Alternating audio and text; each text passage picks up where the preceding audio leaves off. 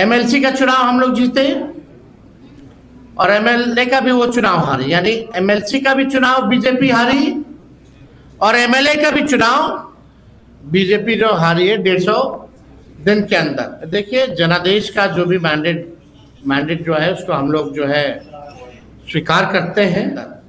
तो ये जो गुस्सा जो है जनता का, ये बीजेपी के नेताओं की सरकार, और ये पहले बीजेपी के मुख्यमंत्री हैं और इनके 100 दिन के अंदर 150 दिन के अंदर भाजपा 2 बड़े चुनाव हारती है। कौन बचा कौन? देखिए, जनादेश का जो भी मैंडेट जो है उसको हम लोग जो है स्वीकार करते हैं, लेकिन ये जनता का आक्रोश बीजेपी के सरकार पर था, मुख्यमंत्री पर था और उनके गलत नीतियों पर था। लगातार सुन लीजिए ना, लगातार बीजेपी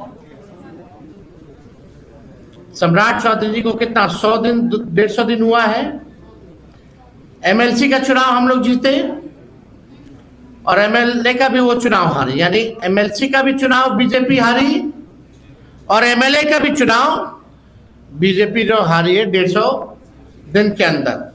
तो ये जो गुस्सा जो है जनता का, ये बीजेपी के नेताओं की सरकार, और ये पहले बीजेपी के मुख्यमंत्री हैं और इनके 100 दिन के अंदर 150 दिन के अंदर भाजपा 2 बड़े चुनाव हारती है, एक एमएलसी का, एक एमएलए का।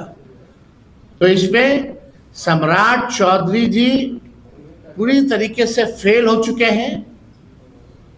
लोगों का विश्वास उन पर, बीजेपी सरकार पर नहीं है। हम आप ही से पूछते हैं कि 150 दिन में सम्राट चौधरी जी का एक काम आप गिना दीजिए, जो एक काम उन्होंने किया हो। आप भी नहीं गिना सकते एक काम। केवल वो पुराना स्मार्ट सिटी का ही है भाई, नाम बदल देना, रंग पोछ देना, पेंट कर देना, नामकरण कर देना, वो नहीं। लेकिन जितनी भी जब से वो मुख्यमंत्री बने, नकारात्मक राजनीति उन्होंने की है, पॉजिटिव प्रोग्रेस पॉलिटिक्स नहीं की।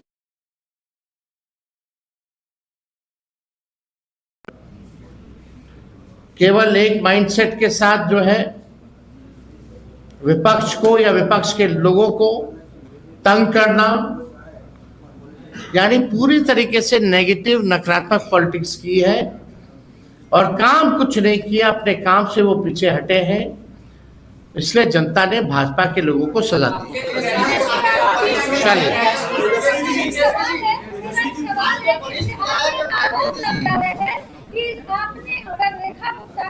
अरे भाई आप अभी इस मामले में आइए। चलिए, अब जो बोलना था बोलिए। चलिए, एक मिनट, क्या एक मिनट भाई,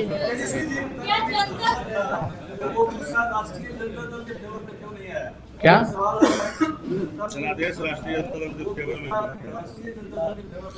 जल्दी आएगा, चिंता मत कीजिए।